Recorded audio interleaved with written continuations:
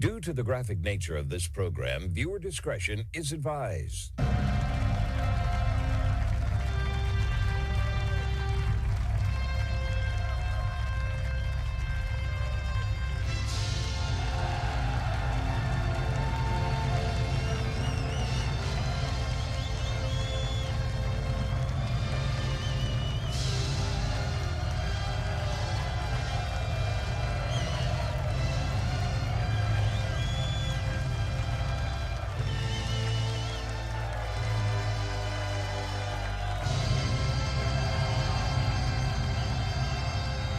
Welcome to the Marco Dre Show, everybody. It is Friday, November 7th, 2025. Thanks for tuning in today's show to hear all the relevant groundbreaking news here in America and around the world, the only show where the facts are facts and hard truths thrive. Please don't forget to follow the show, share with whomever needs to hear the truth so we can unwoke America together. I appreciate you, those that have been doing that. My best, of course. Let's get ready now for the best hour radio has to offer. Uncensored and ready to go as always. Let's get into some topics for the weekend hits. Let's get right to work on our weekly economic report and not waste any time. Well, the stock market this week was a little bit down. That's not anything terribly positive, of course, if you're investing. We have the NASDAQ dropping 2%. Palantir stocks are down despite record highs of revenue. Dow Jones fell some 251 points on Tuesday. S&P 500 dropped 1.2%. So what's the problem here? Well, investors are citing that they are unsure if the Fed will cut interest rates again next month. So we have an unsure market because we don't know what's going to happen. We don't know if the Fed's going to cut rates, if there's going to be some type of money supply that's going to start to rise. If, obviously, loans will be easier to get and what have you. People don't know if they should reinvest. So they're being very conservative with what they do. How do they invest in the market, in their own companies? So we're seeing that play out right now. We're also unsure about these tariffs. Never forget that. We're not sure if exports are going to be high from China, if we're going to be exporting to certain various countries, if we're going to make certain trade deals. So all these things are a factor, obviously, in the stock market right now. The stock market isn't bad, but it's not as good as it could have been this week. So let's keep that in mind. Let's look at gold right now. It's been fluctuating this week, trading at $3,978 per ounce. And again, despite market volatility, the gold prices are up 45% this month, year over year. Amazing what's happening to the price of gold right now. And again, we're seeing the dollar underperforming. That's really what it comes down to. When we're exchanging with the euro, the British pound, the Canadian dollar, and of course the Swiss franc, they're all down in terms of how we exchange with them. But we're up against the Japanese yen, which we tend to be a little bit stronger than right now. Again, you've got to understand something. The European economies, they're also very stagnant right now. Many of them are in recession, so their currencies are down, just like ours is. And it doesn't help that we have a Fed that continues to nonstop print out money time and time again. The Supreme Court hearing on the tariffs is going to be something that obviously we need to look into when that result comes in. But I think once we get some more stability in terms of how these tariffs are handled, and of course, how the Fed is going to react to the inflation that we're seeing, and of course, the consumer price index, I think that you're going to start to see the market start to pick up again once there's more consistency coming from the District of Criminals. That's just my take on it. We'll see if that happens. But right now, dollar up. We'd love to see it over 4,000. That means getting stronger, of course. It's a very good investment right now. So you can be bullish on gold right now. And of course, silver as well. We're seeing weak Chinese exports, though. And they're having an effect on currencies, again, like the Australian and New Zealand dollars, which, again, indirectly support the U.S. dollar. So that could be another reason, again, why the dollar is dropping out. As for the GDP, let's look at the GDP right now. Quarter two, we're seeing a stronger economy this year. 3.8% GDP growth overall, very solid in quarter two. But then we saw quarter three slow down a little bit, obviously to an estimated, and again, we don't have these figures because of our wonderful government shutdown. But anywhere from 0.9% to 3.3% growth. 33% growth would be fantastic, by the way. That'd be wonderful. So yeah, anywhere between 0.9 and 3.3% growth. Obviously, over 3% would be fantastic. We'd love to see that. But thanks again to these shutdowns, the Treasury report isn't there because the Bureau of Labor Statistics is not publishing any information right now. So we've got to wait on that. But that's what the forecasters are estimating it anywhere between those two figures. So we'll see how that works out. Quarter four, though, which we're in right now, we generally see an uptick this time of year because of consumer spending. We've got the holidays and what have you. And, of course, people buying things. Wonderful. Always a good thing. So we see more people saving money. They're purchasing at this time of the year for Christmas presents, this present, this thing, that thing, before the year ends. And, of course, we have Thanksgiving coming up. Inflation can play a role, but probably not likely, I would say, this year. We see food prices are up a little bit again, but they're not up more so in the last couple of years. We really saw those hikes in food prices beginning around 2020, 2021, 2022, and then it starts to reduce in the last couple of years. So I would imagine the average cost of your Thanksgiving will probably be a little bit down this year. Again, just my take on all that. But let's dive into something else. This is another good article that I've got here for you. And it's saying in the Washington Times, saying the U.S. employers announce most October layoffs in 22 years. Imagine that. What's the reason for this? Well, it's the artificial intelligence driving U.S. employers to announce 153,074 layoffs just last month. Now, this is the worst reporting since October of 2003, and we can all figure out what happened after that. Getting into the Iraq War, 9/11, unsure markets yet again. And, of course, the worst year overall since 2009, the executive outplacement firm, Challenger Gray & Christmas, reported just yesterday.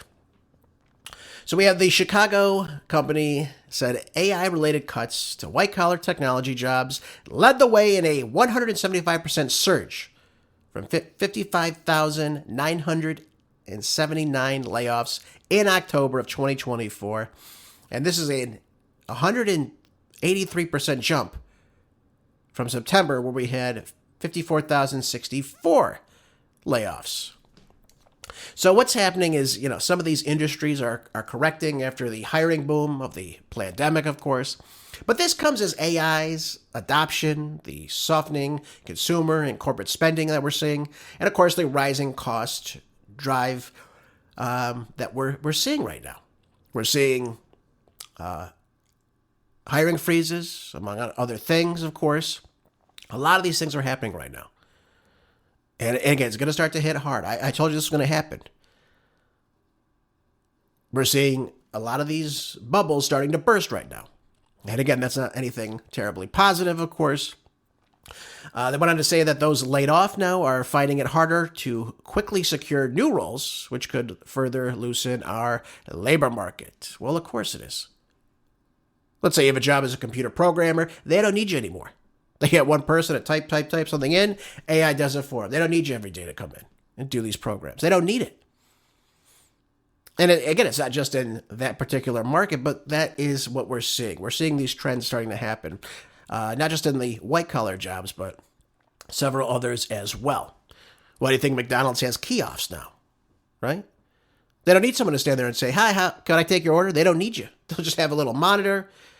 They just have one person in the back, maybe a couple people making the food primarily, and then somebody brings it out to you. Or God knows, something else will deliver it to you wherever the hell you're sitting. These things are happening because they don't want to pay the higher minimum wages in many regards. That's just something in the fast food industry. But this is what we're talking about, this replacement of actual people on the job. They also cited disruptive technology of AI as the main factor driving the layoffs in October. The spike of 2003 came when the widespread adoption of cell phones, the telecommunications and retail industries led to 171,874 layoffs. So we are, we're really pushing. We're really pushing here. I mean, this is a lot of stuff happening right now, and it's happening fast, and it's going to happen more. As these businesses, as these tech companies decide, hey, you know what? We're going all in on this. We don't need all these people. We're going to downsize. We'll keep our revenues high. We'll downsize. And the people that run it, the stakeholders, of course, the people in charge, run away with all the money. That's the way we've always seen these things. So, not a positive. Certainly not a positive, especially in the AI front. I told you AI is going to be front and center of this. I told you China is going to be leading this market. So China's going to be the biggest winner of all this now. India is going to be second, and God knows if we'll be third in this. We'll see. We'll see how the trade deal, of course, gets inked out between President Trump and Xi, if we're going to be competitive in this at all. But again, I told you, the person who's going to be the most competitive is going to be the most successful in this market. They will be the future of this. And again, AI is going to be part of our future, whether we like it or not, unfortunately. So there's that. In a statement to the Washington Times, a White House official pointed to a Wednesday report from payroll processing company ADP that October saw a net growth of 42,000 jobs, reversing 2 straight months of private sector job losses. So, things are up, things are down. What can we really say about this? We have Doge downsizing. We're talking about, of course, the Department of Government Efficiency has been a main driver of layoffs this year in terms of the government, including downsizing the federal workforce and its private contractors. Well, we've seen the government shutdown also affect this as well. So again, you have less people working right now. So don't expect the October job numbers to be very positive, of course. Let's move on to this. This is another big one. This is in the Wall Street Journal. It says builders are offering mortgage rate discounts, but homeowners are not buying. Why not? What's going on here? Well, again, I told you there's going to be another bust in the housing market because, again, people can't afford homes. Why can't they afford homes? Well, because the prices are too high for them to reach. We have an average home in America now, I think, $462,000 is the average home price in America. Again, people cannot purchase them, especially young people. I think millennials, where I am, think Gen Zers. They can't do it. It's just not working for them. But America's biggest builders are now struggling to sell these homes, even when they offer buyers a 4% mortgage. Yeah, think about that. Their experience suggests that rate cuts alone will be enough to boost weak sales now in the ever-widening housing market. And again, the number of completed but unsold new homes reached levels last seen in the summer of 2009. What happened in 2009, right after the 2008-2009 recession? This is where we are right now as an economy right now. But at the end of last year, builders were confident that sales would recover in 2025 and built tens of thousands of units to have enough supply for the spring buying season, but demand didn't pick up and more homes sat unsold. Yeah, maybe BlackRock, State Street, Vanguard, they all own one another anyways. Come in and we'll buy all these single family homes and you can rent them out, you can rent them out to people. You can feel good about yourself and, we'll live in feudalism forever. That'll be good. Yep, that'll be great. That'll be fantastic. Look where we are right now. People can't even buy homes. And again, I told you before, this is why this surged Mamdani. People in New York City can barely afford their rent. That's a problem. And again, when young people see this problem happen, they want to do more. They want to do better than their parents, and they can't.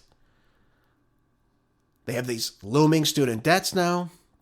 Food costs expensive. Transportation's expensive in New York City. I'm just using it as one example. But hey, buy a new car today. That's up. Insurance on those vehicles, they're up. So all these factors play a role in all these things that we're seeing play out right now. But again, if people can't seem to make it, if they cannot buy these homes, what's going to happen in the housing market? It's going to bust. And I told you before, it's going to happen sooner rather than later. Let me just put it to you that way. Yep. So there you go. I mean, even when they offer these incentives to buy these homes, people are saying, no, I can't do it. Again, you try to buy a home in California. I think the average price of a home in California is somewhere around $950,000. Yeah, good luck. Yeah, good luck on a teacher salary trying to buy that. My hat's off to you if you can do that and make it happen. This is where we are, folks. The American dream is becoming more and more unaffordable. I told you earlier this week, 70% of people in Gen Z don't think that the American dream is something that is doable for them. They don't see a future. They don't see it. They don't see themselves as homeowners. They're just trying to make it day by day. You have the exorbitant cost of their student loans, among other things, too. And again, when people think that they can't make it, they're going to turn to the next best thing, somebody offering them a handout. That's what it comes down to. They don't care if it's you. They don't care if it's Trump. They don't care. Hey, this guy says something's free. Boom, I'll take it. I'll do anything. Make it free. Make the bus free. Make the subway free. Make grocery stores free. Fantastic. So I can save a little bit of money. They're not getting that. There's no opportunities for them. And again, you're going to see a lot of people starting to leave New York City too, which means those tax dollars are not going to be coming in. And it just goes to show you in this Breitbart article I've got here for you. It says, Florida real estate surges as New Yorkers nervous about socialist Zoran Mamdani. There we go. So now you're going to see homes being bought up, probably in Florida, where it's much cheaper, of course. But the real estate business in South Florida is booming with New York City residents. God knows how good that'll be for the demographics of South Florida. My goodness. But these are people looking to relocate as the political climate in the Big Apple appears to be taking a hard left turn and, of course, taxing more the most wealthiest citizens there. But the CEO of BH Group in Miami, Isaac Toledano, explained that his company has closed more than $100 million in signed contracts from New York buyers in just the past few months, about twice last year's volume. And he believes a lot of that has to do with the politics. Well, of course it does. If you have a guy coming and saying, hey, you know what, I don't like police, I'm going to do whatever I can to squash the police presence and not bring in more police officers, what do you think is going to happen to crime in that city? What do you think is going to happen when someone says, you know what, we're not going to do any of the gifted programs, especially for kindergartners and elementary school students? What do you do to your kid that goes to the public school? What do you do when the mayor says he's going to do everything to get rid of charter schools? Allow you to have school choice, send your kid to whatever school you believe they will be most successful. What do you do then? You get the hell out of Dodge, folks. That's what's going to happen. We already see grocery store owners saying, you know what, if this guy does start to implement this free grocery store nonsense, I'm out of here. I'm taking my business elsewhere. And again, the people that have the most money, the most wealthiest people, the billionaires in New York City, and there are a lot of them, they're going to say, you know what, I've had enough of this. I'm either going to live here maybe part-time, but it's not going to be my primary residence, and I'm not going to pay these exorbitant higher taxes. That's what it's going to come down to. So you will see an exodus of people leaving New York City. It's going to be the most wealthiest people. It's going to be the people that create the most jobs.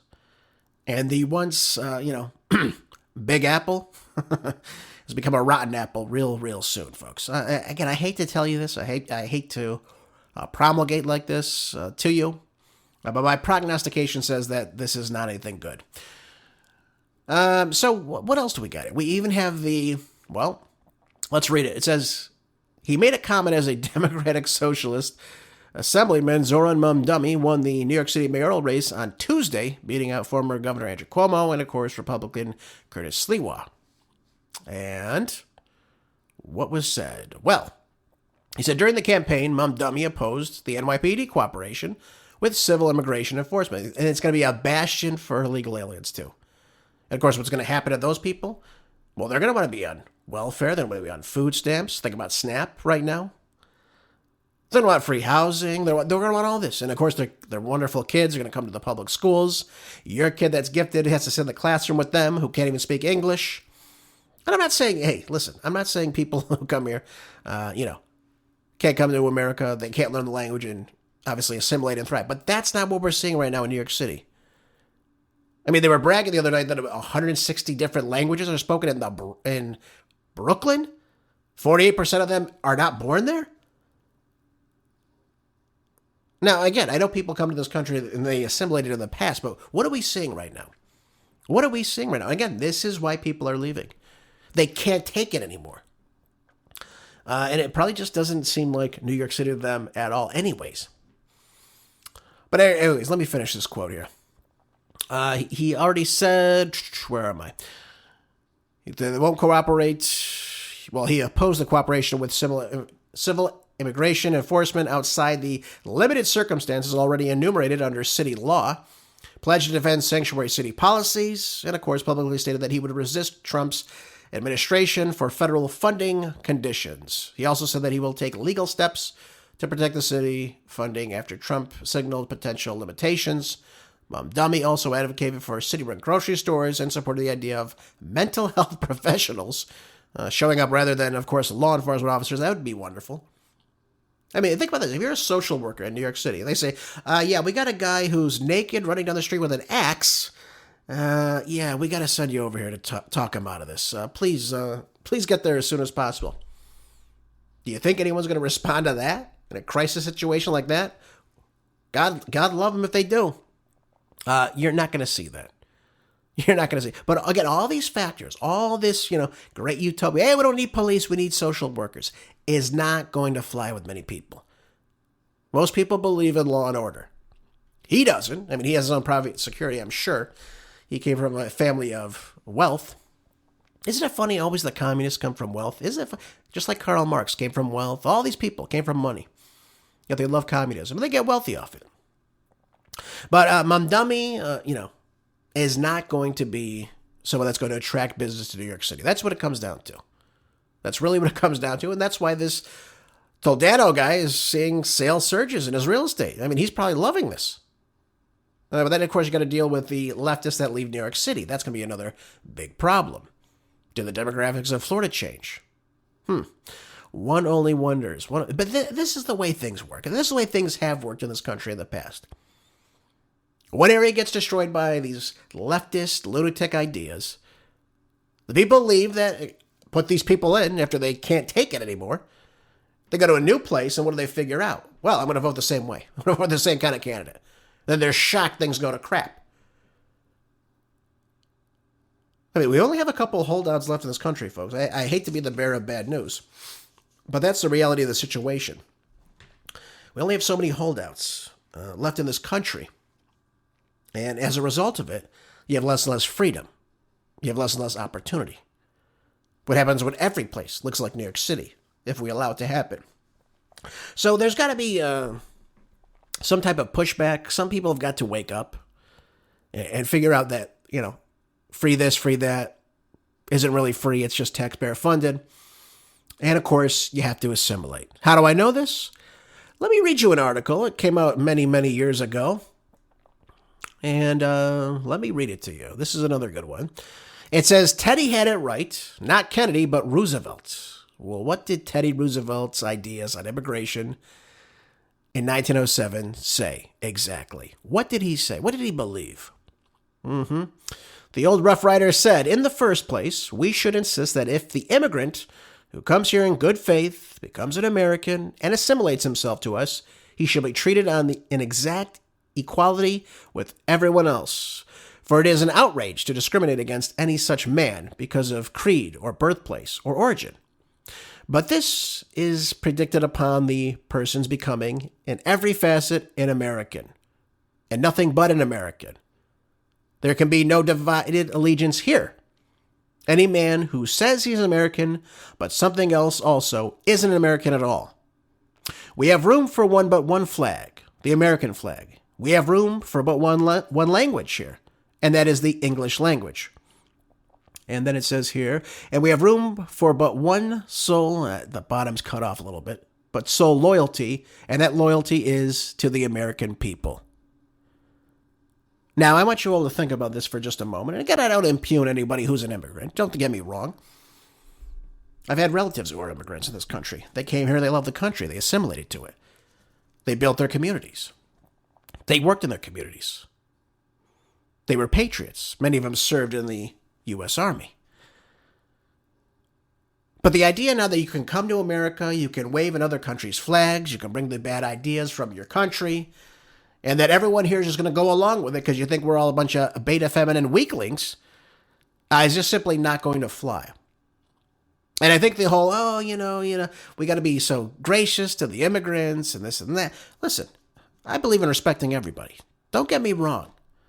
But this idea that we have to kowtow to someone else's former country in which they lived and they're going to bring that crap here, bring those bad ideas here, disrupt your children learning in public schools, take your taxpayer dollars So they can collect food stamps and welfare and free housing and free medical care? What the hell is this?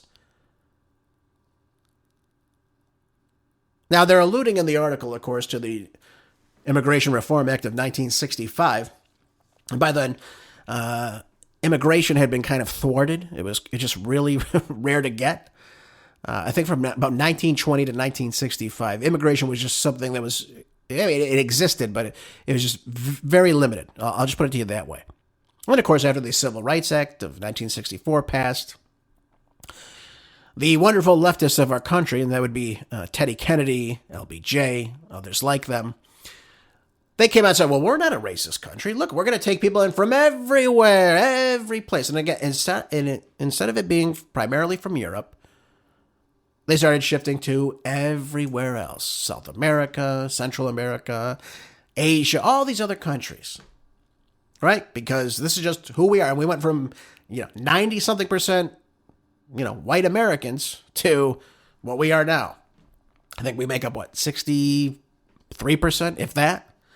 So, of course, they sold it as, the demographics aren't going to change in this country. Everything's going to be just fine. Don't worry about it. Don't worry about what we do. You worry about yourself. And as time goes on, you see things like inflation. You see, obviously, job markets changing. We saw the inflation of the late 1970s, of course.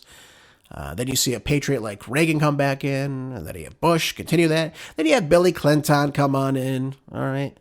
All the while, we weren't securing our southern border. Things of that nature. I mean, Clinton alone deported 11 million illegal aliens. Hell, Reagan gave 3 million amnesty. How did that work out for him? You can't have a welfare system and open borders, folks. You have to have sovereignty. And Teddy Roosevelt was right about this. You become an American when you come to another person's country. I mean, when you come to our country, from wherever you came from. And likewise, if you move to Mexico, you would assimilate to Mexico's values, I would imagine. Why the hell else would you move there? But we're not seeing that anymore. We're not seeing that, and you're seeing this in the streets in many regards as well. You're seeing this pro-Muslim push now in New York City. But again, if you're Muslim, I could care less. I know people that are Muslim. They're great people. They act like Americans. But this radical push, that again, I've seen it on social media. People cheering on Sharia law. Cheering on you will convert or will use bullets. I mean, this is what the radicals in this religion are saying. And it would be unwise not to listen to these words and stop it before this virus takes over your country. You're seeing it in Dearborn, Michigan. You're seeing it in Minneapolis with the Somalians that come there. You had Omar Fatah, or whatever the hell his name is, giving his campaign speech in a different language. What is this? This is not an American. So people either need to wake up, and again, I only tell you this because this is what's happening around you. I don't tell you this just to simply dislike someone who looks different than you. I'm saying this because people come here and they are not assimilating to you. They're not assimilating to your culture. They're not respecting your culture. So why is it okay if they disrespect your culture, but you have to do everything to make them feel comfortable? Let me ask you that.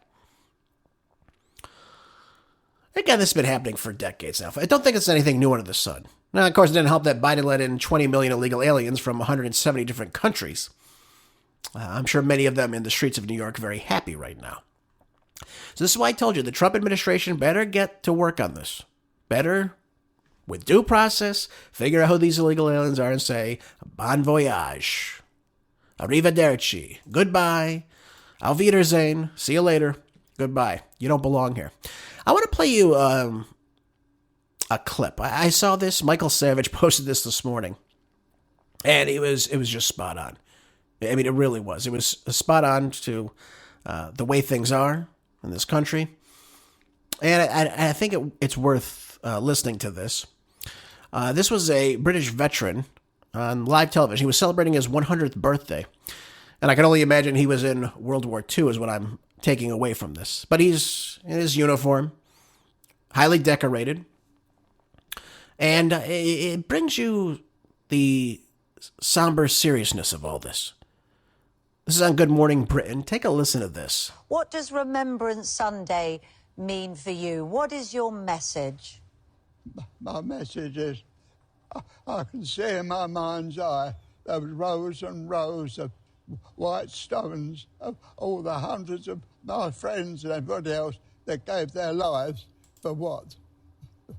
The country of today. No, I'm sorry. The sacrifice wasn't worth the result that it is now. Oh, well, I'm sorry. What do you mean by that, though? At this point? What we fought for, and what we fought for was our freedom. We find that even now it's darn sight worse than what it was when I fought for it.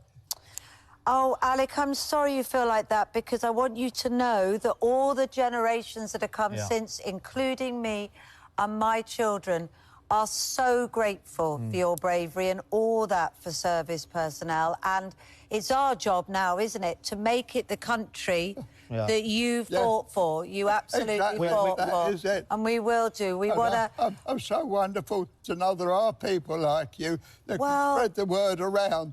We will do. Okay, so I think you get the picture, and he's breaking down a little bit here. It's tough to see. So that means he's probably born in, well, if he's 100 now, he'd be born in 1925.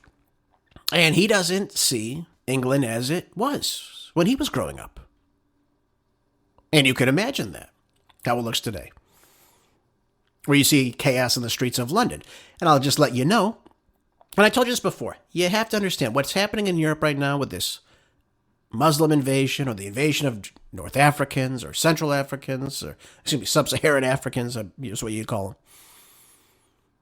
The demographics of these countries are changing, and these people are not assimilating on purpose. This is why I bring all this up to you. So he sees his country as, again, moving away from that pride to be a Brit. The pride of your country, what your streets looked like when you grew up. And they're not looking like that anymore. Again, thanks to open borders by the EU, among many other things. But now I want to play you something from World War II historian David Irving. He's something of a controversial figure. But I will play him anyway, because I play you the facts on this show, and not the nonsense, of course.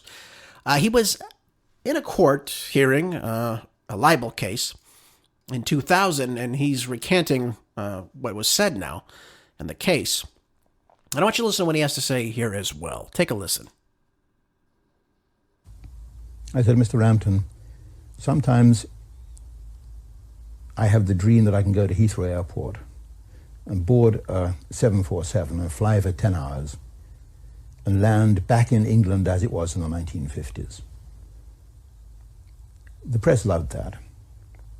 And he wasn't satisfied, of course, because he doesn't like that kind of answer, Mr. Rampton. He was a good QC. And he adjusted his wig and he said, Mr. Irving, what kind of England would that have been then? I know what he's going for. And I said, Mr. Rampton, let me put it like this.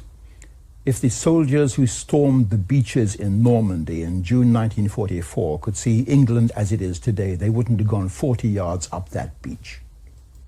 So let's think about what the World War II veteran stated in that interview. Did he sound like he would have willingly done that again? He said hundreds of his friends died in the conflict in World War II. Was it worth it? He says, no, it wasn't worth it. And we have to understand the purpose of war in this context, too. What happened in World War I, World War II? Well, we can say, well, it was started over this, it was started over that. Regardless of the point, you saw the immense slaughter of millions of European and American men in these conflicts. Primarily white men. I don't say that to divide you, but that's the fact of the matter. You lost swaths of the population, destruction of these communities. And again, you lost the alpha male warriors that would stand up to this type of tyranny, like opening up your borders to everybody under the sun. They don't want men like that. They don't want the white Christian men that would defend their nation, that would defend their families, that wouldn't put up with this nonsense that you're seeing in the streets today of London, in Paris, in Germany, in Rome, and other places all across Europe. Because people don't like that answer, of course. But the West has got to wake up to what's going on right now. And that is this silent invasion that seems to be happening constantly, that we continue to see. Again, you can't ignore it. This is the reality of the situation. You can't ignore what you're seeing right now. So here we go. This was yesterday in the Gateway Pundit. And again, this reflects to, again, what we saw in the election, of course. It says here, J.D. Vance warns against election overreaction, but calls out 3 things that need to change. Well, what's he talking about here?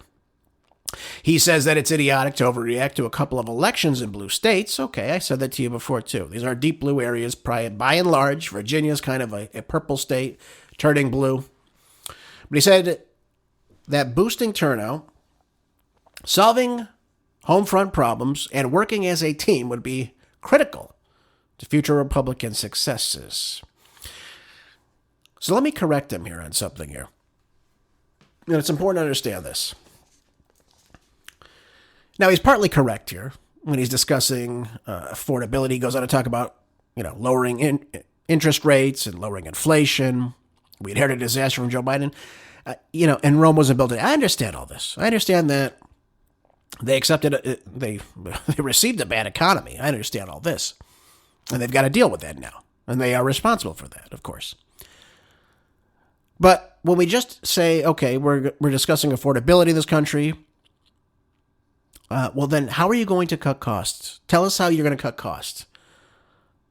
To purchase housing, rent, food, gasoline, energy, healthcare costs, insurance costs, being able to buy a vehicle. How are we going to bring back this American dream? You got to show us this now. And you've got to deliver on this now. Because talk is cheap. Again, how are you, and more importantly, too, how are you going to get Americans out of debt? Look at the debt that we're in. We have student loan debts. We have, obviously, the debts of these houses. How are you going to bring up wages so people can prosper? This is why you have low propensity voting among Republicans in various states, particularly blue states.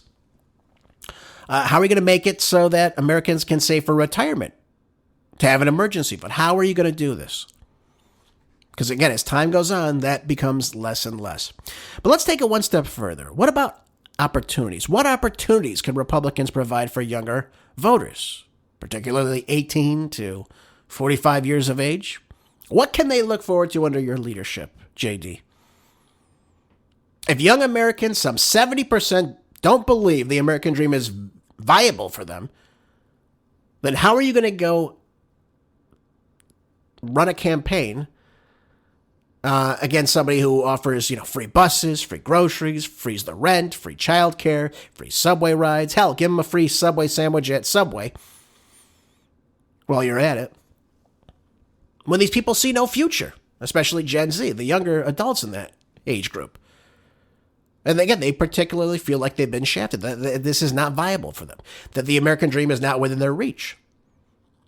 Again, that's why they go to someone who's promising them everything under the sun. It sounds good. It sounds better. Make somebody else pay. And then I'll have this, X, Y, and Z. If Republicans, this is my warning to them, if Republicans don't get on the ball, rolling with investing in America and its citizens, you're going to be left to lose in 2026. That's what it's going to come down to.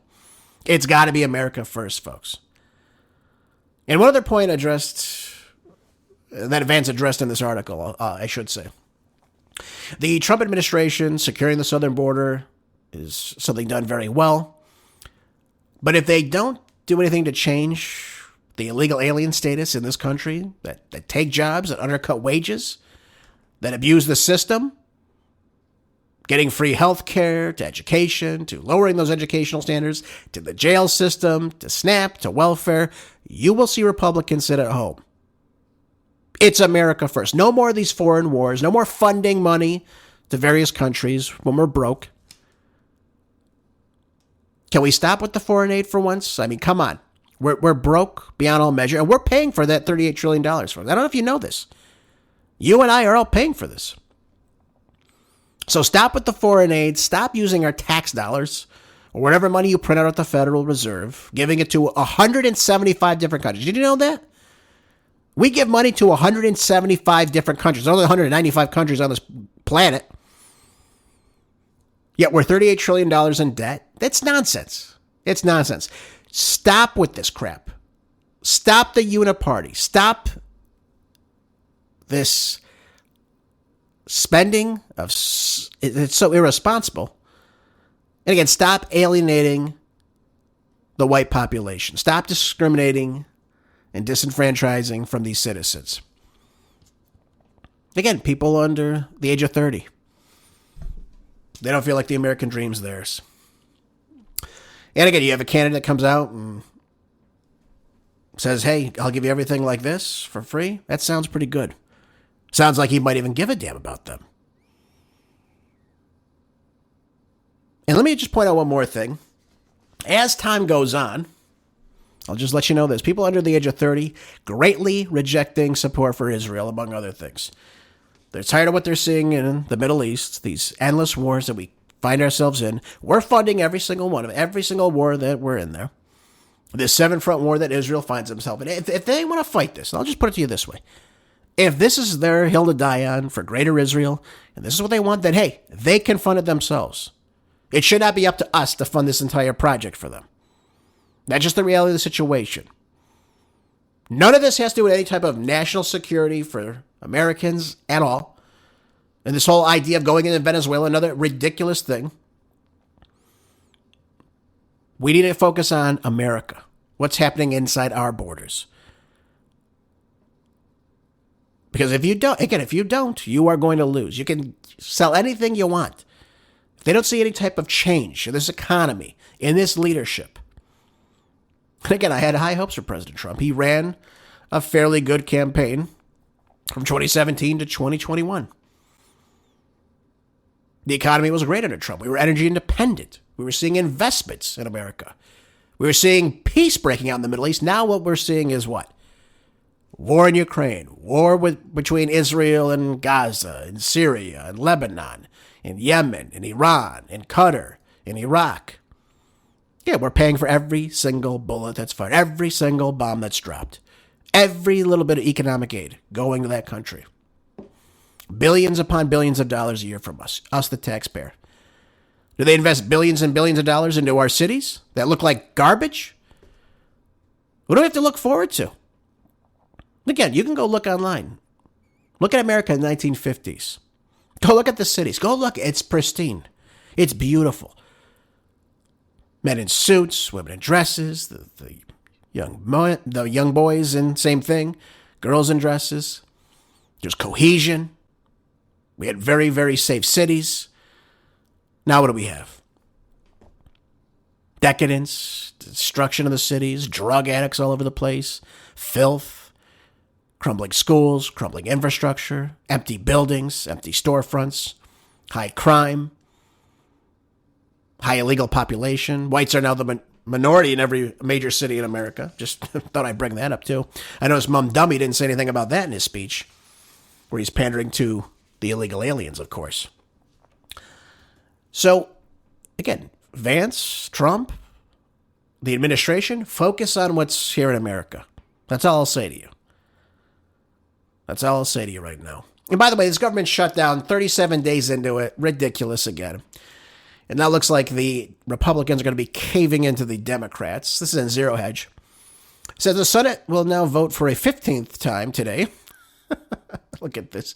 So stupid. On a short-term funding bill to reopen the government, with a growing number of Republicans indicating they're open to caving over the Affordable Care Enhanced subsidies. So I'm guessing they're referring to funding for illegal aliens, of course. That's the only thing the Democrats really give a damn about. Taking care of their own. Their biggest voter bloc, besides white women. But we have Senate Majority Leader John Thune is offering Democrats post-shutdown votes on the Affordable Care Act and tax credits in an attempt to win Democratic support and end the standoff, which is now in its 37th day. There we go. Look at this. Thune said on Friday, I'm willing to give the Democrats all the things they want. Let's just give the why do we even vote for these Republicans? Can we get a spine here? My God. The comments come after Democratic support for a deal to reopen the government has failed over such promises. with Senate Democrats rejecting a Thursday proposal to pass a continuing resolution to 3 full-year appropriations bills that would fund the military construction, Veterans Affairs, and the Department of Agriculture, and the legislative branch. Okay. So, again, if the Democrats are victorious in this, if they succeed in this, and they get the Republicans to kowtow to their moronic demands of funding illegal aliens and this, Affordable Care Act, extending these tax credits, giving different countries, LGBTQ plus programs and this and that crap, they're going to sail right through 2026. We are the ones in charge right now. We don't have super high majorities in either chamber of Congress. That's true. But this is their shutdown. Let them own it. They're the reason why 20% of airplane flights now are going to be canceled. Let them own it. Because if you come in and say, you know what, okay, we'll do it now. We'll cave. First of all, that's weak, number one. But second of all, then they'll say, oh, you know what, the Republicans, let's do whatever the Democrats say. Why do we even vote? Why vote for this nonsense?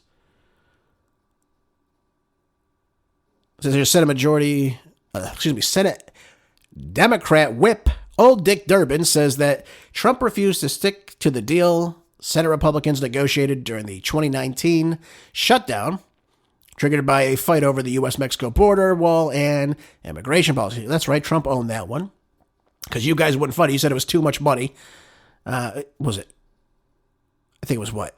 $25 billion, if I'm not mistaken. It's either 5 or 25. I can't remember what it was. It was a high number, of course. Wouldn't fund that.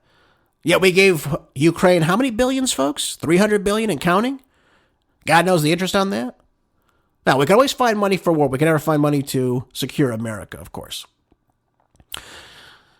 Oh, yeah. Durbin went on to say we had a bipartisan negotiation to solve the problem, came up with a bill. Susan Collins was involved. And at the very last minute, President Trump pulled the rug out from under the negotiation, said there is no bill. Probably because you weren't going to give him exactly what he wanted. In fact, we had Biden what? Take the remaining border wall that wasn't even sold? Wasn't even put up, and he sold it. Without Trump's public approval for a deal that would include the Affordable Care negotiations, Democrats don't think Thune can deliver 60 Senate votes to keep health insurance premiums where they are. First of all, let me say this. The government shouldn't have any say in this, number one. Healthcare shouldn't be a priority in Congress. They shouldn't be involved in it. It should be up to the states, if anything, to figure this out on their own.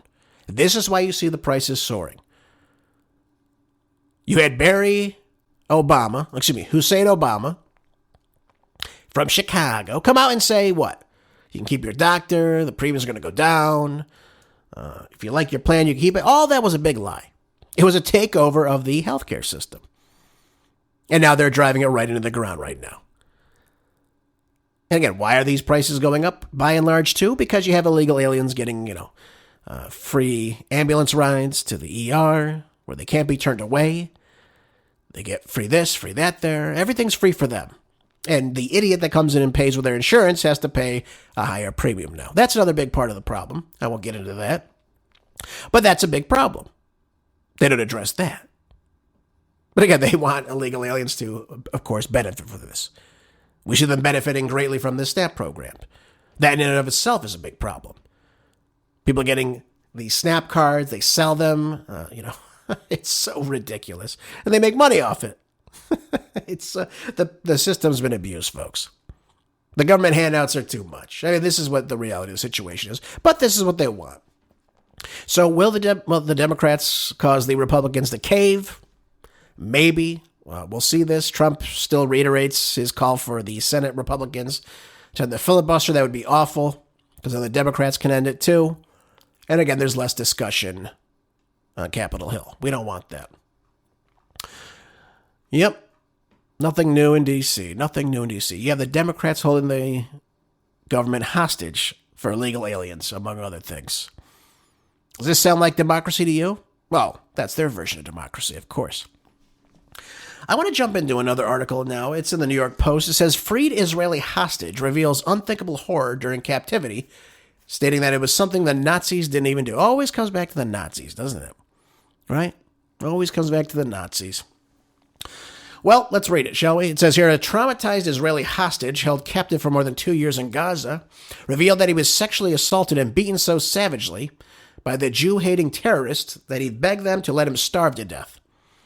Ram Broflovsky was kidnapped on October 7th. He was attending, I believe, that festival that took place, the Nova Music Festival is what it was called, where he was employed as a security guard when Hamas launched its unprecedented attack on Israel, killing some 1,200 people and taking hundreds others as hostage. By the way, we talked about this too. The IDF and their Operation Hannibal did kill some Israeli citizens as well. I talked to you about the taking of the hostages, how important that was to the Hamas terrorists, of course. And the reasons why they did that was for leverage, to get their own people out of jail. Again, I'm not condoning it. I'm just telling you that's the way it is. So he goes on to what was said. He said he was beaten so severely by his captors that he wanted them to let him starve to death. He said they tortured me for one reason, because I'm a Jew. That was why I went through what I did. He said, not Ben Gvir, not Netanyahu, not anyone else. They beat me because I'm Jewish. That's it. He didn't go into detail about the assault that took place. So I'm not sure exactly what he's referring to. And again, I disavow any type of torture of any kind, of course, any type of abuse of any kind, of course. Obviously, it's something horrible for someone to endure that, especially for 2 years. But he said that the abuse was frequent and it was worse than Nazi torture, okay?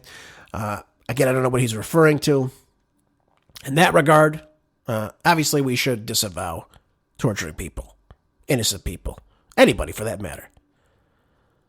But this is in the news today, so I thought I would bring this up. Obviously, Ram survived and is now back with his family, and that is, of course, something positive. But he said, you pray for it to stop, and while I was there every day, every beating, I'd say to myself, I survived another day in hell. Tomorrow morning, I'll wake up to another hell and another hell and another hell. It doesn't end. So, again, he didn't go into specifics. I don't know exactly what happened to him. That doesn't mean we can't condemn any type of sexual abuse.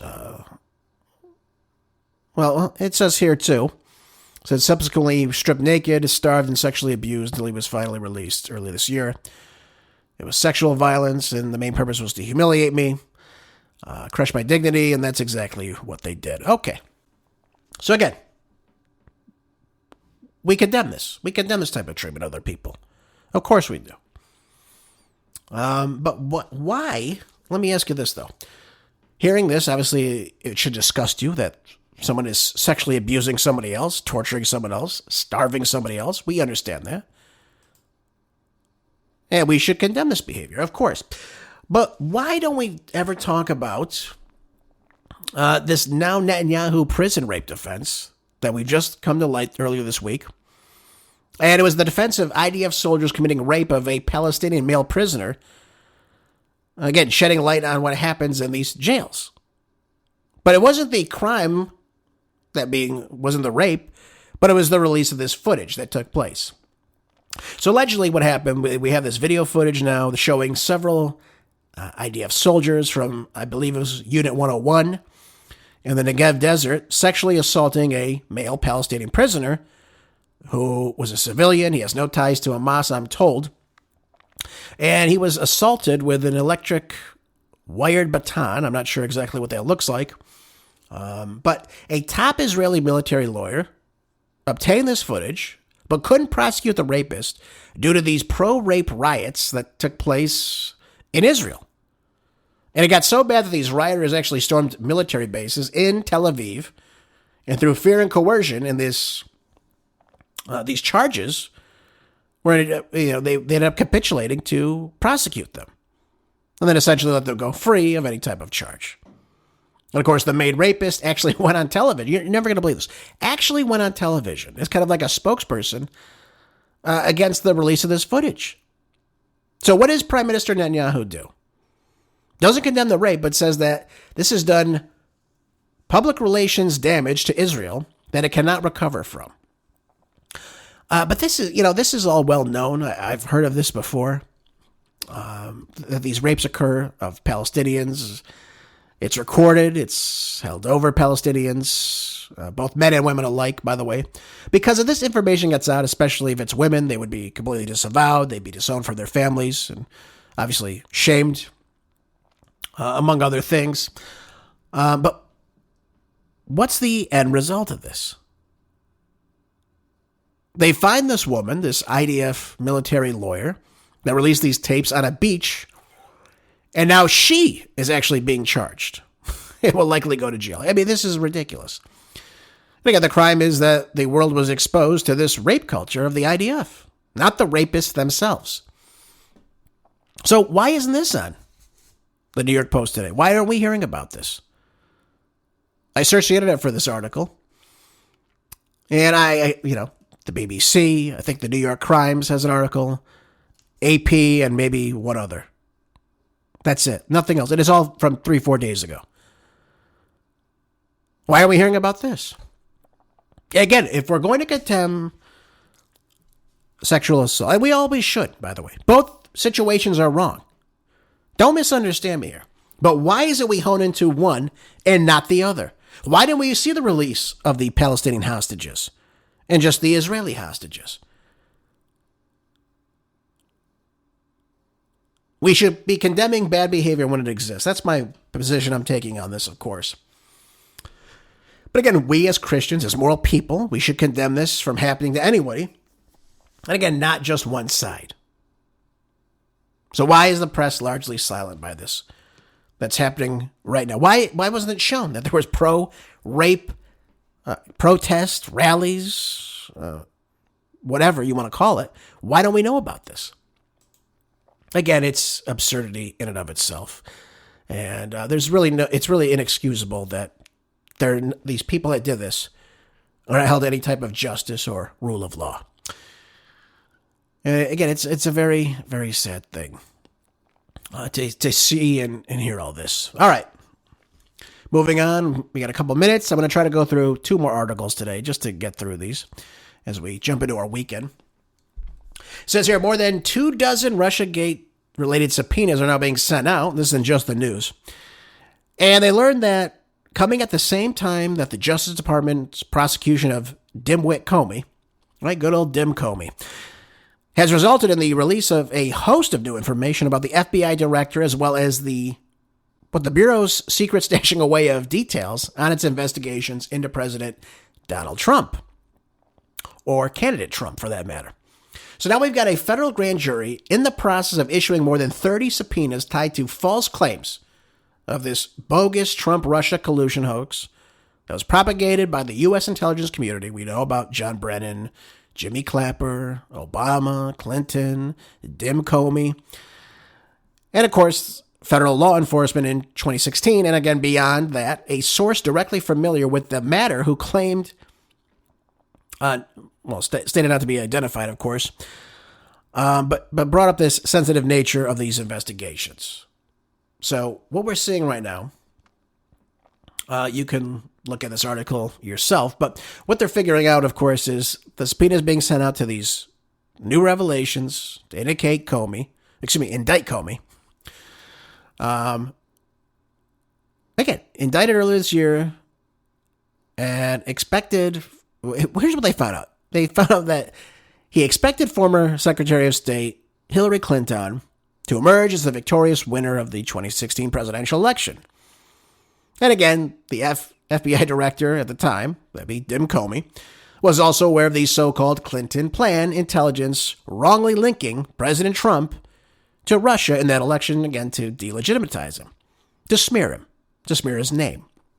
And again, that key information on Crossfire Hurricane, this is an operation between the FBI, the CIA, and of course the National Security Agency, and other FBI investigations, was hidden in burn bags at the FBI headquarters. So this information that they were trying to put out against President Trump, you can look at the Steele dossier and what have you, the intelligence community assessment put out by John Brennan, of course, You have the leaked information from Comey's friend and lawyer, Daniel Richman, who should have never even had classified information, being leaked to the New York Crimes of all places. Again, despite the FBI guidelines warning him not to do this. So Comey went ahead full through. Why? Because he thought he was going to be dealing with President Clinton, not President Trump. And again, he's now being charged with making false statements, obstructing Congress concerning this 2020 testimony, which he stood by earlier claims in these testimonies, saying he did not approve of any anonymous leaks, to the news media on this high-profile case involving the Clinton emails and Donald Trump, now debunked ties to Russia, of course, and a plot to influence the election, pleading not guilty. Well, it's not going to go well for him. It's not going to go well for him. This is only the tip of the iceberg. But as time goes on, they will find more and more information. All right, one last article. This is in LifeSite. It says Illinois Senate passes assisted suicide bill, hitting an unrelated legislation. Okay, look at this. Look at Illinois, folks. Unbelievable. It says here, all hopes now rest on with convincing Democratic Governor J.B. Pritzker the Pig to veto the euthanasia measure, which was snuck into a food preparation bill. Well, good news. I'm sure Pritzker read this one, for God's sakes. I mean, look at him. I mean, this guy never missed a meal, for God's sake. Look at this. Unbelievable. This is sick. This happens in Canada, too, by the way. I can't believe this is happening in America, of all places. But it says here that the Illinois Senate ended in October by quietly giving final legislative approval to a measure that would legalize physician-assisted suicide by sneaking it into its language into an unrelated bill. So again, it's one of these things that they just put in there, right? You think you're, looking at a bill for, safe communities and neighborhoods, and they shove something like this in there. Absolute absurdity. Live Action reported about this legislation failed to make it through either the Democrat-controlled chamber of the state legislature earlier this year, but activists had greater success smuggling it into an unrelated bill on food sanitary preparation rules.